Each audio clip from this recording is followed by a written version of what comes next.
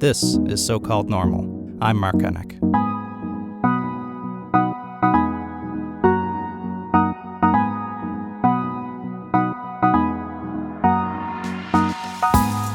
Hey folks, welcome to So-Called Normal. I'm Mark Hennick. Today on the show we have Rhiannon Rosalind. She's the president and CEO of the Economic Club of Canada. And you know, this was one of those interviews that I invited her on the show because I had seen her speak at some events in the past about mental health in the workplace in particular. So that's what I came into this wanting to talk about. It's an important issue. It's one that I talk about a lot. Mental health at work. When it happened, however, I don't know when it happened, but I was surprised. And this happens sometimes with these kinds of interviews. I was really surprised how personal we got, how deep into her story we got, and how personal all of this stuff is really for her. So I think it was actually ended up being one of my favorite conversations. It was raw, it was real, and I left feeling really inspired by everything that Rhiannon had gone through, but then everything that she's been doing with it since. So, you know, I think that you'll take that from this episode as well. Please have a listen. Don't forget to subscribe. I'm going to remind you again later. Subscribe and like the episode on Apple Podcasts or whatever major podcast platform you subscribe. So, I'm Mark Hennick. This is So-Called Normal, and this is my conversation with Rhiannon Rosalind.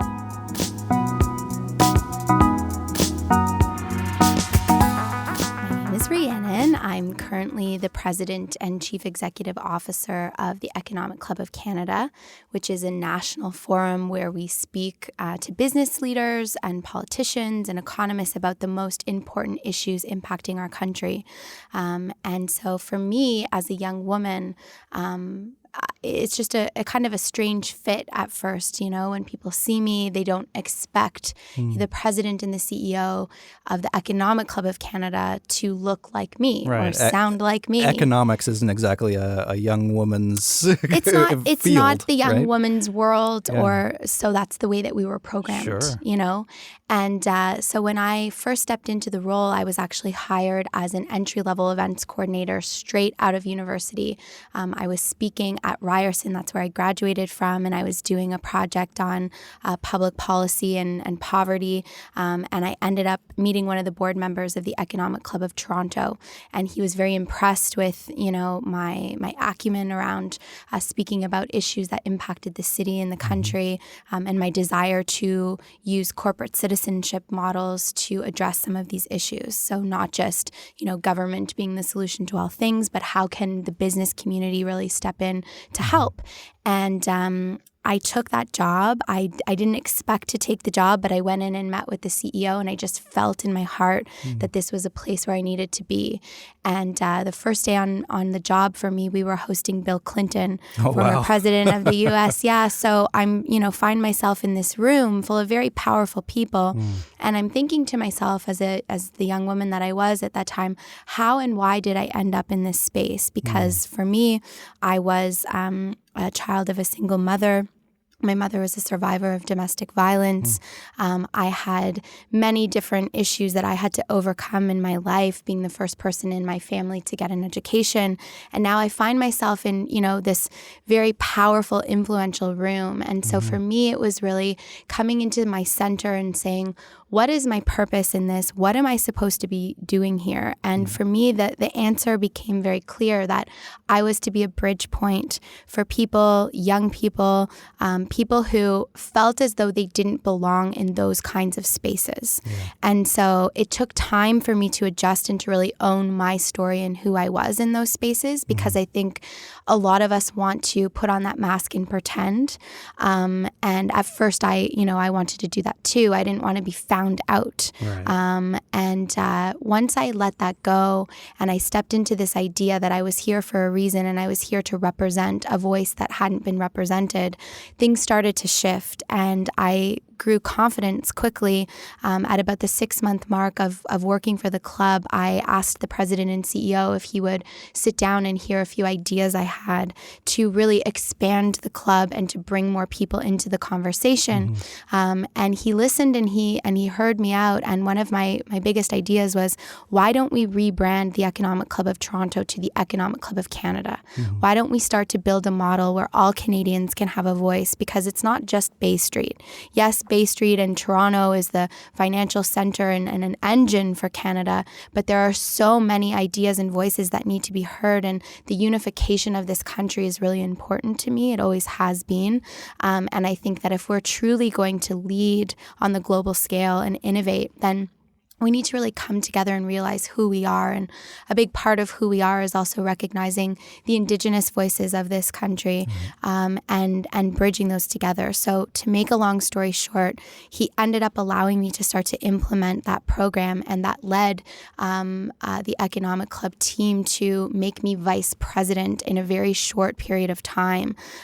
Mark Adler was the founder and CEO at the time, and he looked the part. And so when we would walk into boardrooms, he would step in as, the person they expected to see, but then he would take a step back and he would allow me to speak, and he would allow me to share my ideas. And so he really opened a door for me as a young woman to be able to be heard in spaces that normally I just wouldn't have earned that right yet. Right. Because of all of that stigma. Because of the stigma, because of age, because of this idea that we need 10 letters behind our names before our ideas matter in a room. It also helps if you're a rich white male. 100%. And so for all of those reasons and then some, but what was really special, and again, I'm such a believer in, universal order and things sort of happening for a reason.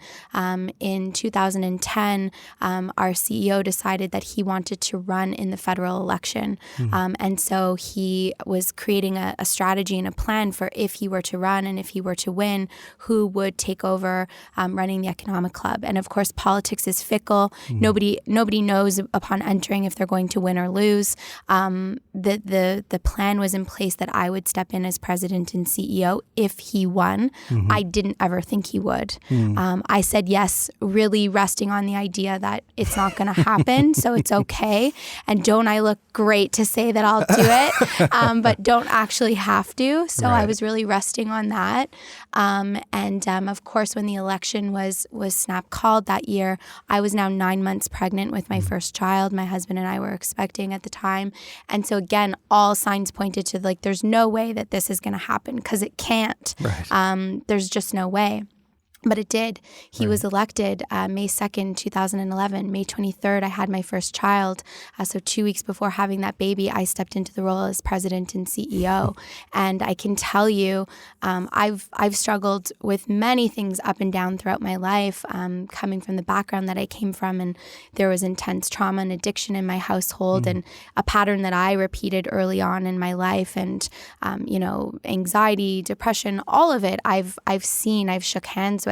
But that was one of the hardest times in my life, stepping into that role, the weight of feeling like I had to prove something to absolutely everyone and didn't know whether I had that to prove to myself yet. Being a new mother and just that whole thing for women, it is such a big transitioning point.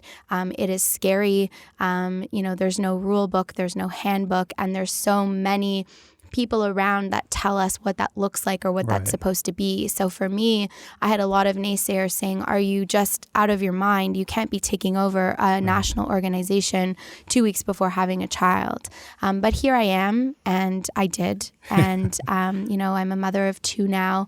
I've been the owner of the Economic Club of Canada for a couple of years. So I ended up buying the entire organization, and I started the Junior Economic Club, again, because I wanted to be that bridge point for young people to start being involved in these conversations. Yeah.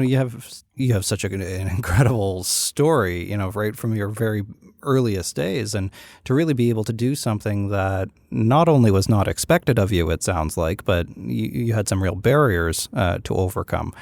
Can you talk a little bit more about those early days? Where did you grow up? I grew up in Toronto, Bathurst and Finch area in North York. I think the easiest thing to do for anyone who's sort of growing up in a situation where there's been trauma is to become a part of that trauma to, it's literally in our DNA as we come into the world when, if our parents have been suffering, that is literally passed on to us, that suffering, that intergenerational. And that was the case for you, your absolutely, mother. Yes. And so my mother, was a child of the same. She was a child of alcoholics, there was poverty, there was different things that were impacting her life. And so again, it's not that we actively choose to do this, but when we aren't getting the healing that we need, we end up taking those things forward. And we do the best that we always can. We're all always doing the best that we can. But sometimes we just aren't conscious about what it is that we're holding. So for me, early on, drugs and alcohol became something that I felt comfortable with and that I wanted to experiment with. It was a way for me to release some of that pain that I was experiencing. And how did your mother deal with that, being a single mother at the time? It was so hard. And I'm lucky, my grandmother was involved in raising me. I had uncles around, but everybody had their struggles. Sure. My mom obviously having to work, day and night, sort of multiple jobs in order to make ends meet. And, it's scary, I think, for a parent, especially as I'm a parent now, to watch your child go down that same road that you went down to look for the answers that you didn't find. And so it's heartbreaking, but at the same time, when the parent doesn't know themselves how to deal with that pain and trauma, how can they really provide any guidance? I mean, you can say whatever you want to your children, but your actions are what your children see. And so my mom was also using, in order to deal and cope. And from an early age, that was something that I was pulled into. And I really surrounded myself with people who were broken like me, because that makes you feel okay. There's safety in that in so many ways. And so when did the moment come, though, that you started to have a revelation or realization that you could break out of that cycle? So at 15 years old, I had been kicked out of school. I failed my entire year of grade 10. I was getting involved with a crowd of people who were lost. I was experimenting now, not just with, marijuana or alcohol, but I was going down the road of, designer drugs, MDMA, crystal meth. And I was starting to really lose myself. I was, down to, 100 and something pounds. And I woke up one morning after just a really crazy night of partying, and I was washing my hands in the sink, and I happened to catch a glimpse of my eyes in the mirror, and I realized I hadn't looked at myself and looked into my own eyes in a really long time. And when I looked into my eyes, something happened. I saw myself, and I knew this feeling started to swell up inside of me, this emotion. I knew this is not my path. And I took a pen and a paper, very dramatically. I ran outside. I just needed to get out. I couldn't breathe inside. And I went out into a large field that was across the street from the apartment that I lived in. And I started to just write. And I started to write and write and cry. And I just thought, I am being called to do something so much bigger than this, not repeat this cycle. I've got to get to school because I don't think I'm going to be a rock star. I got to get... Was that your career plan? It was kind of my fallback. I was like, Yeah. I'll just be a rock star. That'll work. Well, you kind of are now, though. So in a way, in the economics some weird world, economic rock star, whatever that is. But I just started to write a list of goals, and then I started to follow through on those goals. It was hard. I mean, I had to break out of friend groups. I had to get sober. And for me, sober meant not doing those drugs. I was still using alcohol. but abstinence from the drugs? Yeah, abstinence from the drugs. And then changing schools, changing neighborhoods, doing everything that I could to sort of reset. And by the end of my graduating year in high school, I was on honor roll. Wow. And I was voted most dedicated student, which was pretty hilarious.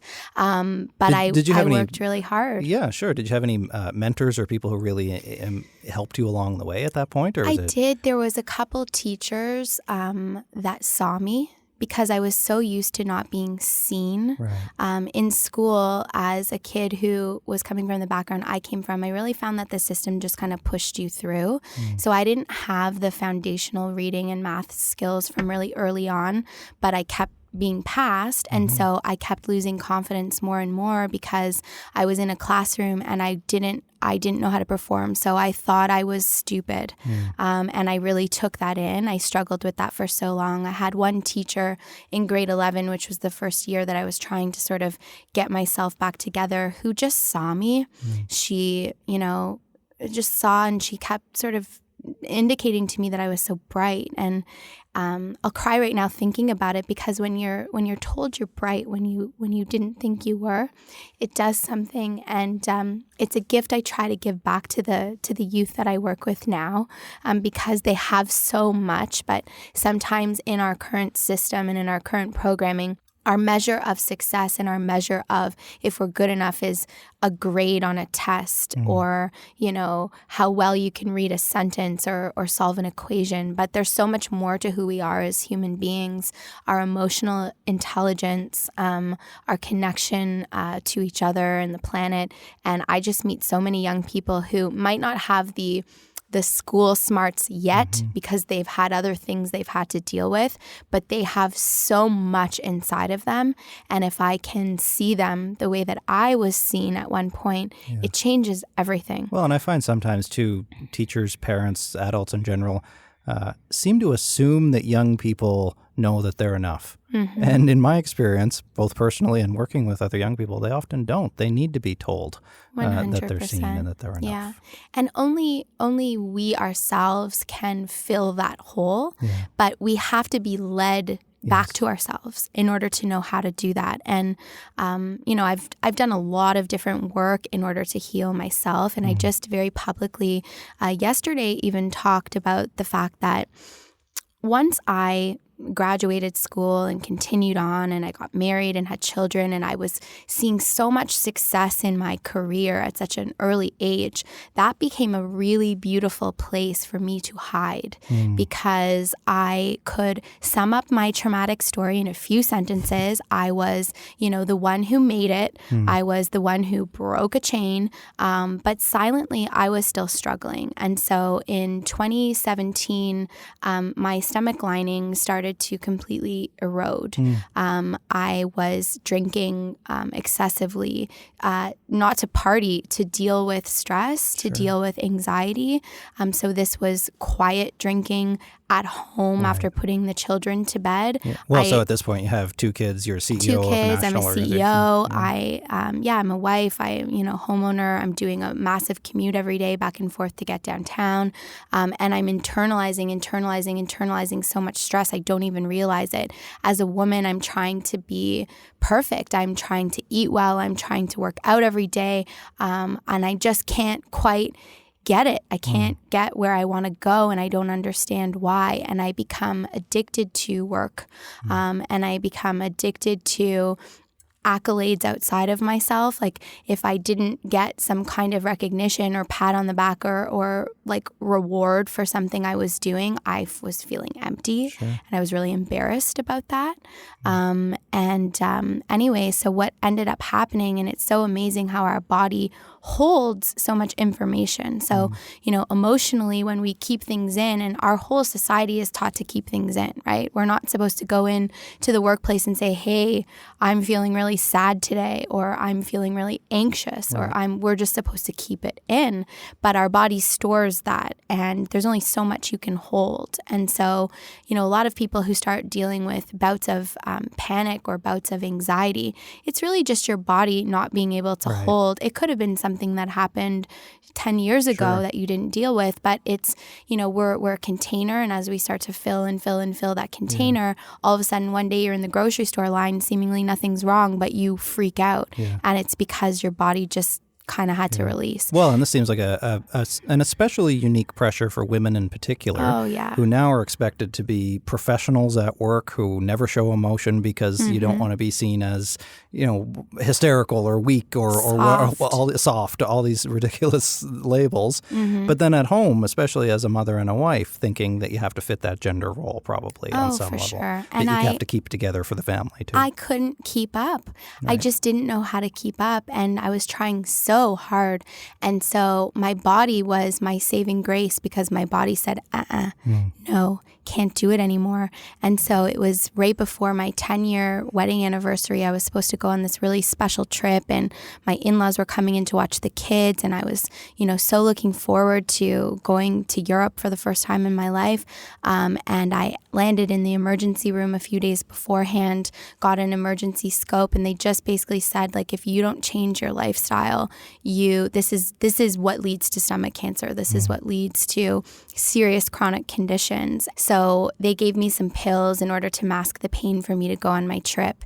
And I used those pills, went on the trip, started again having some really deep realizations on the trip, realized I was unhappy in my marriage.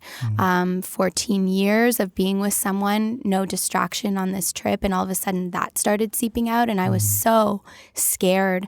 And I just kept drinking and taking the pills to numb the pain. And as we returned from the trip, I had planned, I'd raised $500,000 in capital to do an exchange program with kids from all across the territory of Nunavut and all across Ontario. So I was bringing these 30 kids, and we were going to live on the land in the Arctic, and then we were coming back to Toronto, and we were supposed to be working around creating business ideas born out of truth and reconciliation. Really big, like, heartfelt project that was everything to me. So I kept taking the pills because I didn't have time to make the change yet, and I had so much responsibility. Went out onto the land, never felt more connected to this country in my life than being out living on that land. And a big storm rolled in on our final day, and we had to be rescued off of the land. It was very serious. I really was scared about all of the participants and our safety and security as this storm swelled. But really, the storm was a metaphor for the storm that was swelling inside of me. I thought that I was going to die on this boat. There was 10-foot swells. Gear was being flicked over the side of the boat. I was like, people were being flung around, seasick all over each other. And I prayed for the first time ever. I don't know who I was really talking to, but I just thought, if anyone's listening, is this it? Is this how it ends? Is this where I die?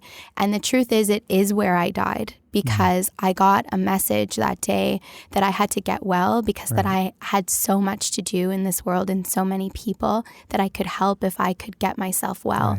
Had you died on that boat, would you have been happy with your life? Right. Up until that point. Right. Yeah. And that's the question. And I came back off that boat, and I got home, and I rolled up my sleeves, and I said, it's time to get sober. It's time to get the alcohol out of the equation. It's time for me to be honest, as hard as that's going to be. If I'm not happy in this relationship, if I'm not happy with the way things are going, only I can change that. And so that started what was the biggest transformational year of my life. And I'm only just coming out of it now. And it's led me to be looking at all sorts of different modalities and healing modalities to really dive deep into that process, whether it's working with different counselors or therapists, whether it was going to, Alcoholics Anonymous for support, whether it was traveling the world, going to Nepal, going to different Eastern practice, and meditation became a really big part of my practice in coming and tuning back into myself. So yesterday, I announced what is a new venture that we are getting ready to reveal and start, and that is the Global Institute for Conscious Economics. And what's that? It is my new baby. It's my new gift that I want to give to myself and to the world. It's a place where I want to have conversations with our business community about consciousness, about conscious leadership, about healing ourselves so that we can start to heal the way that we conduct business, the way that we design systems, an idea that profit can't be made at the expense of people. Profit can't be made at the expense of the planet anymore, that profit should be made. Profit is good. Profit is part of sustainable development, but it needs to be done in harmony with people and the planet. And when I got up on stage in front of 1,000 Bay Street leaders yesterday, I told my personal story of the struggles that I was facing not too long ago, which was a hard thing to do. But the reason why I did it is because I know that there were so many people in that room that were feeling the same things. 500,000 Canadians are calling into work sick each week due to mental health, depression, fatigue, anxiety. Well, and you've been learning a lot about this in your tenure as CEO of the Economic Club, 100%. right? And, human capital is the most important thing for the new economy and for the information age going forward. But if we are all half broken going into our roles, if we are not whole, if we are not in a place where we feel well, then how in the world can we keep putting more and more pressure, on the backs of our people for economic growth and for economic prosperity? It just can't work that way. Well, and what role do you think the CEOs, the leaders in organizations have to play in making their companies more balanced in that way? Well, it sounds so woohoo to say it, but it starts with them doing their own personal healing. You cannot just put a meditation room in a headquarters and say, well, there it is, or let's go work out and you'll get points for. It can't work like that. That's very surface. Do you think many business leaders and CEOs are damaged people, unresolved? We're all damaged. Sure. We're all damaged in some way. We're all not damaged in reality, but we've become damaged. We think we're damaged. And the reason why we think we're damaged is because we haven't been taught how to truly express who we are. Every single one of us has trauma. I don't care if you grew up in the wealthiest home in the world. It doesn't discriminate. No, and it's relative in many ways. And it's relative. Yeah, the meaning that you give it. And it doesn't, it could be that you didn't feel seen or loved by your family. It could be that money was the only thing that showed you that you were loved. It could be that you grew up like me where you watched your family just struggling and hurt. It could be any number of things. There's so many, there's such a broad range, but it really starts with that personal work, finding that whole space inside. And then from there, okay, how am I going to help my beautiful, team of people that work for this organization? What is the spirit of this organization and how can it change? What kinds of products, what kinds of services, how will we innovate now that we're coming from that place? And I think for many years in the West, the chakra system is not something that everyone's familiar with, but it's the energy sort of systems of the body. And I really truly believe that in the West, we've been sort of stuck in the third chakra, which is our solar plexus, which is our power center. It's where all of our will, our power, status, all of those things, it's good stuff. You need all of those things. But we've been stuck there for a long time, circling around, thinking that the meaning of life was material. The meaning of life was status and wealth. And I know now there's a shift coming, and I'm seeing that we're moving as a society and as a planet to, the love of power to the power of love. So we're moving up to that heart chakra, and we're opening our hearts, and we're starting to, you're seeing it happening, just the conversations like what you're leading, talking about stigma, talking about mental health and how it integrates into absolutely everything. Is really a part of it. So this is conscious economics. That's what we're doing right now. We're having a conversation about conscious economics. Absolutely. And what's the response that you got just yesterday speaking to these 1,000 business leaders, suits and crew cuts? I had, grown businessmen coming up with tears in their eyes to me yesterday. I had women coming and surrounding me saying, as the collective of the female, we hear your cry because we feel it. I had letters and emails and people looking me up to be able to say, how can I be involved? I had people who were scared shitless who wouldn't look me in the eye. Sure. I had people who were like, not me, looking at their shoes like, those are the ones who usually need it the most, I find. For sure. I had people pat me on the back and say, sorry, you had a tough year. I mean, I had everything and then some in between, and that's okay. That's okay. But what I'm trying to practice practice is just the power of vulnerability. Because if we can put a little bit of vulnerability back into everything that we do, that's where the change comes from. We're just human beings at the end of the day. Title, what I do, doesn't matter. It doesn't matter. I'm the same as you or you know, anyone that there is. I'm the same as the man that's on the street or the young child that's finding their way. There's something that unites us all. And it's coming back to that and then saying, now let's innovate from there. Now let's create economic systems. Now let's talk about how we change our educational institutions, how we change the way that we relate to our Indigenous peoples, all of those things. And again, I think there's such a shift coming there, because as I learn more about Indigenous culture, and I spend a lot of time in the Arctic regions of Canada and with First Nations people, I understand all the knowledge that's there, the knowledge of the planet, the knowledge of our spirits.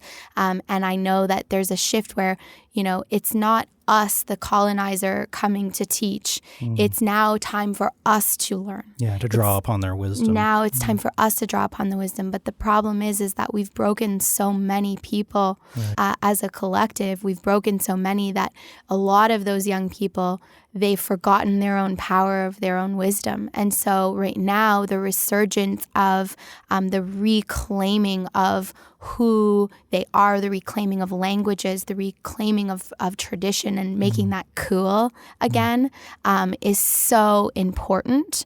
And that's really something that I want to be a part of. Well, it seems like this shift is relatively recent too, certainly in the mental health space, in the workplace wellness and incorporating vulnerability and balance into the workplace.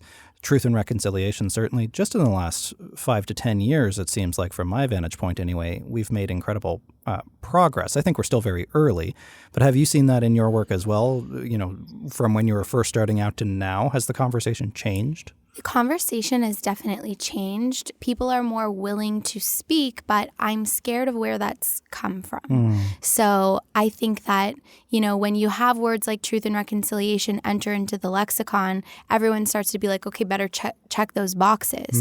Want to be seen as doing the right thing, but do you really know in your being and in your heart why you're doing it? I know there's a lot of leaders that say, okay, we'll do everything, we'll put the strategy in place, but do we have to keep talking about this? Or like, aren't we already finished now? Like, come on, like how long do we have to talk about something that happened 100 years ago? But I rephrase the question to those people. And I think, you know, think of the one thing that hurt you the most as a human being. Was it the loss of your father? Was it some, you know, a time when your mother hit you or something? And that replay of that emotion and how that you carry that. Are you over it? Is it just gone? Or did it impact you in a way that is deep and that you can't ignore? And I come back to this idea of this intergenerational trauma that exists. It's not going to be gone in an instant. And the healing of ourselves as the colonizer is part of the healing for the Indigenous peoples. Well, as unhealed as we are, as unhealed as they are. And it might take a generation to change that intergenerational trauma. Well, that's the whole idea, right? I mean, Senator Murray Sinclair, who was the chair of the Truth and Reconciliation Commission, said it will take 7 generations. And, you know, that's a really daunting feeling when people hear 7 generations. Then they think, okay, well, then I'm absolved because I can't do anything now. That's 7 generations. But we can only get to that healing in 7 generations if we take action now. That first we step. have absolutely a part to play. Yes. Do you see, especially in your work with youth, with the Junior Economic Club, does the upcoming generation tackle these issues, approach these issues differently than the current generation, which still largely has the power in our society? Yes and no. This upcoming generation, I have so much respect for. I have so much love in my heart for. But unfortunately, the systems that trained all of us who are kind of half working right now are training them too. And so I think that there's a call for more leaders to come forward to ignite our young people and to give them their power. Don't make them wait for their power. Give it to them now and watch them innovate. And that's a lot of the work that we do, is putting our young people in the driver's seat. So last year we brought Michelle Obama to Toronto for her first major address, and I donated half the capacity of the stadium to youth. And what I did is I asked the business leaders that were buying tables, so they were buying expensive tables, and I said that they were only allowed to fill their tables of 10 with 5 executives, and that they had to leave the other 5 seats open. Wow. I got a lot of pushback for that. And then they were like, well, what do you mean? So we can't come unless we do? And that's what it is. And they were like, well, what, can't we bring our sons and daughters? And I said, well, you could buy a ticket for them elsewhere because you have that ability. But no, these seats are reserved. And what we did is we brought in youth that would not normally ever enter a room like that, would not ever get a seat at the table, would not ever be, thought that they deserved to be there. And the energy of what that created was a different kind of conversation. We were talking about the economics of equality with Michelle freaking Obama. So let's do this in a different way. Right. And what happened, and I kind of get tingles and chills just thinking about it right now, there was a transformation that was happening, and it wasn't just for the young people in the room. It was for the C-suite executives. It's a different rebalancing of the power structure. It's a difference in reminding ourselves that a great idea doesn't have to come only from a seasoned person who's had 50 years in a career. Actually, innovation works the opposite way. It's the fresh eyes. It's the fresh perspective coming in, mixed with the foundational perspective. Sure. Wow, what happens when those things come together? Yeah. And so our young people have to be reminded of their power. And our current educational, institution doesn't really set it up that way. We're trying. There's a lot of really good stuff happening. My alma mater, Ryerson, I shamelessly speak about some of the work that they're doing because they're integrating entrepreneurial thinking into every single facet of what they do. Their zone learning, their digital media zone, which is recognized as one of the top incubators in the world right now, is all a footprint of a university that was the underdog, that didn't have the status and prestige against any of the others to say, okay, well, we don't have that, so let's do something different. Right. And they're breeding a different culture of young people that are going into the world in a very different way. Yeah. So it's pretty cool. So what needs to still be done? How do we need to break the system or reinvent the system or even make minor adjustments? What will continue this progress? I think, and this might sound a little radical, but, I'm riding that wave. I think that we really need to teach our youngest people how to tap into themselves. To me, that looks like meditation from kindergarten. To me, that looks like incorporating some of that sort of self-actualization, self-realization, emotional intelligence being something that is celebrated, creativity, innovation, not trying to box people, but allowing people to create their own box. So it's really an overhaul of all systems in so many ways. And that can't just happen in one sweep. But what we can do is start having the right conversations. And so what I'm dedicating every ounce of, what I have inside of my body right now is to create a platform where we can start having these conversations. And it's not me that's leading the charge. It's all of us coming together and in truth having those conversations. But we've got to get really real about what's not working. And part of that is the most powerful people in the world admitting that they too are struggling or suffering. And if we just release that out, everything starts to change. Yeah. These two worlds, the personal, the home life, your kids, your partner, whatever, your backstory, all that stuff, and the work world, your climbing the ladder, your profession, your expertise. Is there such thing as a work-life balance, that it's a calculus of making sure we have equal measure of those two things, or is it something more integrated? I know that there's no such thing as a work-life balance, because if there was, I can't freaking figure it out. And you can figure out anything. I'm like falling all the time. I can't surf that wave. Right. So I don't see how anyone can really do it. Right. I think that what it is that those things we're one whole individual. And I think we're fooling ourselves if we think we're not bringing work home, bringing home to work. We 100% are. And so what we are is we're integrated beings, and all of those different things that we do as beings are all integrated into one. Right. So where we find the balance is finding the balance in ourselves. And when we find that balance in ourselves, we start to emanate that balance in everything else that we do. Right. I say to my employees all the time, which I don't even like calling them that, because to me they're family in so many ways. But I say to my work family, tell me what's going on with your life. Like whatever you're coming in with, I want to know, because I can't just assign you a task when you're struggling with something that's happening with your mother or your whatever.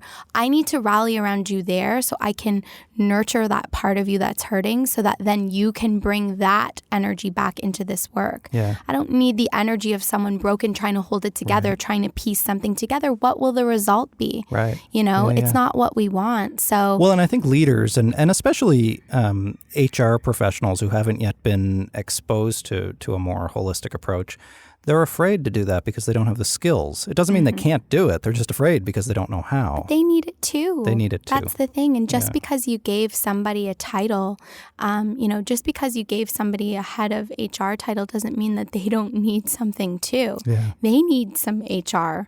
It's we all do. And so again, I see, these attempts of let's put a diversity and inclusion team in order and then that's going to fix it. No, diversity and inclusion has to be integrated into absolutely everything that we are as beings. It's not even about diversity and inclusion in the workplace. It's like that. Are we including ourselves when we step into the world? Do we even know how to include ourselves? Right. Are we included in what we do first and foremost? And then can we include others? Right. Until you come from a place of knowing that you belong, that you're enough, that you're everything, everyone else is competition. Yeah. Everyone else is different, separate, other. And until we get into that place, we can't see each other as the interconnected beings that we are. We can talk about it all we want, but there's a difference between knowing and the wisdom of feeling that to be true. Yeah. And so we're not there yet, but that's okay, because what we've started to do should not be ignored. And even the start and the diversity and inclusion leaders and all of that, it's all it's coming from the right place, which is a huge start. Yeah. And we have to start riding that wave and the vibration of what that is to go into the next place. So I don't want to at all, point my finger and say that those things aren't good. They are definitely a starting place, but we have to go a little deeper. Right. And the answer is always you. That sounds so strange, but not at all. I mean, you have to be able to integrate this experience, that you're not just wearing a shirt that says diversity, inclusion, or mental health awareness or whatever, or even, I see this all the time, people coming to terms with their past experience as well, especially if it's a psychiatric diagnosis. Sometimes they really want to come out strong and lean into that label, and that whole label becomes everything about them. Mm-hmm. And they don't realize that that's actually just one small part of your experience, that it actually means, there's lots of other things happening there too. But I think in some ways you have to start there, right? Yeah. Because you have to own the label. You have to figure it out. You have to make it black and white for a little while in order to actually let it integrate and become deeper and settle into you. But we're always constantly evolving. And so even in a recovery process, or even in that process of for the first time being able to wear a label, everything's always shifting and changing. But we can't cling to it, We can't cling to it. So there's nothing's permanent, and everything's always changing. And if we go back to, Buddhist philosophy, that really is the crutch of it. And if we look at all of these different philosophies and the wisdom of, world religions and everything, there's certain universal pieces that are fundamental to them all. And I think that it's recapturing those things and knowing in our hearts that,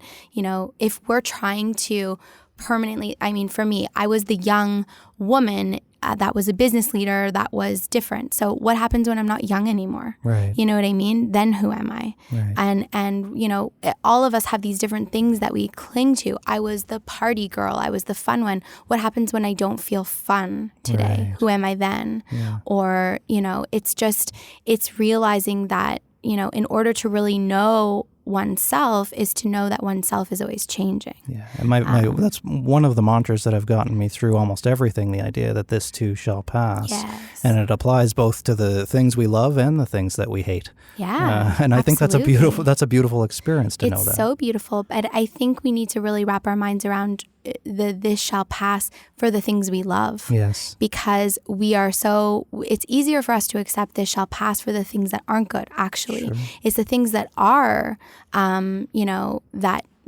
we don't want to see go and pass. And so, again, when we remind ourselves that even that good thing will pass, we cherish and relish in the moment of now. So I know I look at my children really differently these days. Maybe it's an afternoon and the sun is just beaming through in the right way and it's hitting my little boy's hair and there's just this stillness, and I take that and I think I'll just eat that minute right up right now into my heart. It's one of my gifts of this life.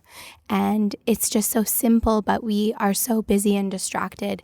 We forget that there are gifts every single day. Yeah, all and around all us. those gifts that we're missing out on every single day because we're not paying attention. 100%. And there's those gifts. It sounds so strange to talk in this beautiful space and to say there's those gifts in the workplace. There's those gifts in the economy. There's those gifts in our political institutions. But we have to remember who we are first in order to find them. And once we remember who we are, we can really start to rebuild something. And I think of Canada as this vast and beautiful land. We aren't a huge population. And I think that we really have an opportunity as a country to lead and to lead the world in this. In so many ways, there's such interconnection into our land mass and who we are. And I think we forget that. When I went and did my journeying and some work in the Arctic, I never felt more Canadian to know that part of our country. I really never did. And we were bringing kids from inner city who just wouldn't have that experience because, you know, it's about $7,000 to $10,000 a flight to get, you know, from one of these Arctic communities just to Ottawa or whatever else. Like, people don't realize there's many barriers to that. But when you get there and you get to experience that and know that part of our country, you start to really kind of know where we are. There's a beautiful spirit of this country that we forget about now. I had that experience eating bison in the Yukon. I was like, this is the most Canadian thing I've ever done. That's so amazing. And it's like we've resolved to classifying ourselves by these like, a beaver tail and whatever. But there's something so beautiful about this wilderness, this land, that we are the North, and the spirit of what that is. And if we would just soak into that a little bit and stop trying so hard to be, you know, the U.S. or stop trying so hard to, you know, our cities are, you know, better than yours or whatever else. It's like we have something that nobody else has, just like other places have something that nobody else can have too. True. So what are our things and how do we redefine ourselves and start to really lead from a place of knowing who we are as opposed to, you know, pretending or being nervous about who we're not. So, I mean, certainly after the last year, but if you were able to go back in time and look at that 15-year-old girl's eyes in the mirror again, who would you tell her that she is or that she would become? I would tell her that I'm crying, so that's why my voice is doing this. That's how good the question was. I would tell her that she is somebody that's here to heal the planet, and that she has a very important job to do, and that if she could love herself fully, then that love could emanate out to everyone she interacts with, and that she's a gift and life's a gift. And that is something that everyone should know about themselves because it's true. Would she have believed you at the time? Absolutely not. Absolutely not. She would have rolled a big, huge spliff and drank a 40-ouncer in the park and threw up. Yeah. But that's okay. And that was a necessary part of the journey, right? It's a necessary part. And that's the thing too. For me, it's been really making peace with my shadow side, with some of the dark sides. We are so scared to admit when we have a feeling that isn't acceptable. So, if I was jealous at one point, or if I was envious of something else, or if whatever it may be, and it's okay. We've got to accept and not push and ignore those things that trickle up that, aren't the best qualities, because it isn't until they're acknowledged and sort of loved as well that we break out of them. Right. And so, nobody's perfect. And I think that the journey it goes on until we take our very last breath. It really does. And those experiences, those emotions, they're all there for a reason. They're not random. Well, you've certainly been through now that you're on largely the other side of this past year, this difficult year that others have called it for you. What's next for you after all this? It's continuing every day in my practice and what I've learned, because it's so easy for us to slip all the time and to just kind of get lazy and just put one foot in front of the other. So for me, it's really trying to stay present and in my practice. Yeah, recovery is not just a one-off. No, I'm done. Definitely not. And, you could be doing great for years and then all of a sudden something comes up, right? And if you don't have the tool in the box at that time, then it's really easy to slip. So I think first and foremost, it's taking care of me and making sure that I'm okay. That's each of us have one thing we have to do, and that's to take care of ourselves. If we each would just do that work, really truly do that work, there's no need for extra legislation and rules and this and that, because everything would go into balance if we would just take responsibility for that. So that's first and foremost. But the next phase is to grow the Global Institute for Conscious Economics and to really start to promote this kind of dialogue that we're having now on the global scale.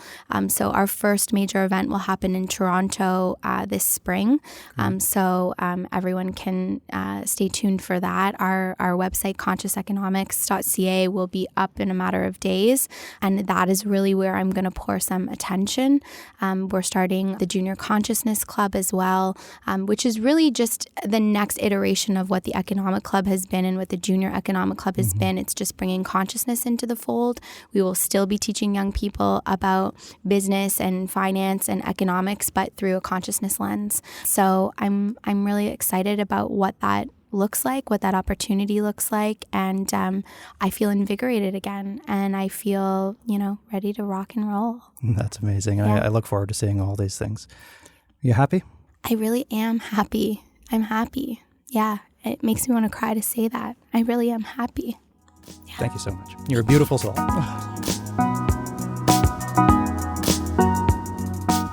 All right, that's my conversation with Rhiannon Rosalind, President and CEO of the Economic Club of Canada. That was one of I love all of these interviews, these conversations that we do, but I think that was one of the most impactful for me in the room and in the moment, to feel the emotion. I hope you could feel it through your earbuds or whatever you're listening on in your car as well. That was a really rewarding conversation. So I hope you enjoyed it. If you did, or even if you didn't, please head over to Apple Podcasts, subscribe to the show, leave us a rating. Those subscriptions and ratings really make a huge difference. Share the show with your friends and networks and families. Your support really means a lot in spreading the good news about mental health and resilience. Head over and follow me on Twitter, Facebook, Instagram, LinkedIn, YouTube, whatever. I'm everywhere at Mark Hennick, at MarkHenick, and the website markhennick.com/so-called-normal. If you want to try out a free trial of online, safe, effective, highly trained, good quality psychotherapy, go to betterhelp.com/Mark. That's betterhelp.com/MARK. Enter the promo code Mark, that's me, MARK, and you'll get that free trial for you to experience some psychotherapy. I hope you enjoyed the show. This has been So-Called Normal. I'm Mark Hennick.